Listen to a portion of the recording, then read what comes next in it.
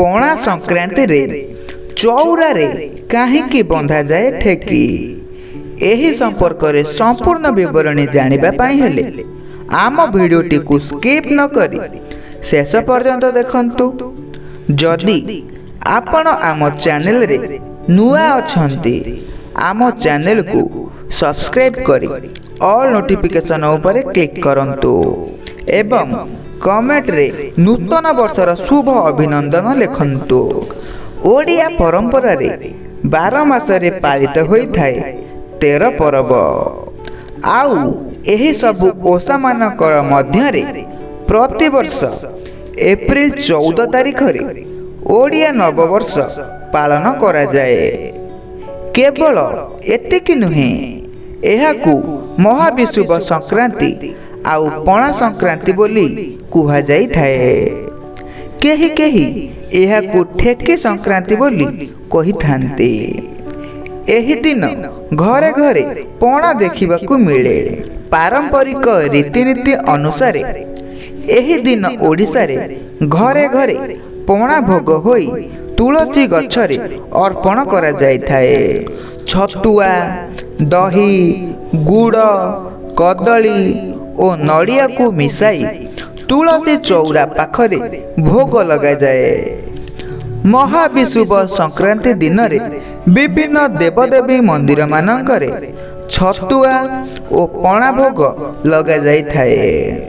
तेबे एही संक्रांतिर विशेषत्व हेउछि घरे थिबा चौरा उपरे छोटिया कलसी बा एक ठेकी बंधा जाई थाए आउ ठेकी रे छोट छिद्र करा जाई थाए। एथिरे परवर्ती संक्रांति जाए सबुदिन पानी ढला जाई थाए। सही जल तुलसी गछ और चौरा रे पड़ी थाए। एहाकू वसुंधरा ठेकी कुहा जाए।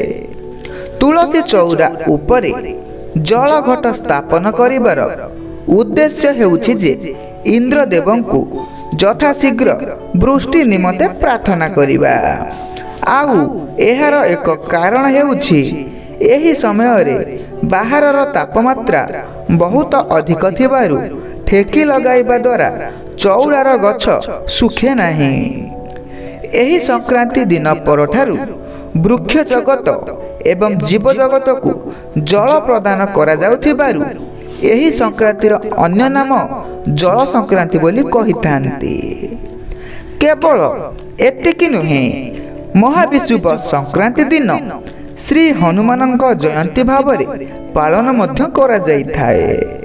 श्री मंदिर रे परंपरा रीतिनीति रे पणा संक्रांति दिन हनुमान जयंती मध्य पालन करा जाई थाए। मंदिर मानकरे हनुमान चालीसा मध्य पाठ करा जाए। आउ एहा सह महाप्रभु श्री जगन्नाथक पंजिका एही दिन ठारू आरंभ होई थाए। जदि एही वीडियोटी आपण मानकू भल लागि थाए वीडियोटी को लाइक शेयर और कमेंट करंतु। जदि आपण आम चैनल रे नुआ अछंती चैनल को सब्सक्राइब करी ऑल नोटिफिकेशन ऊपर क्लिक करंतु।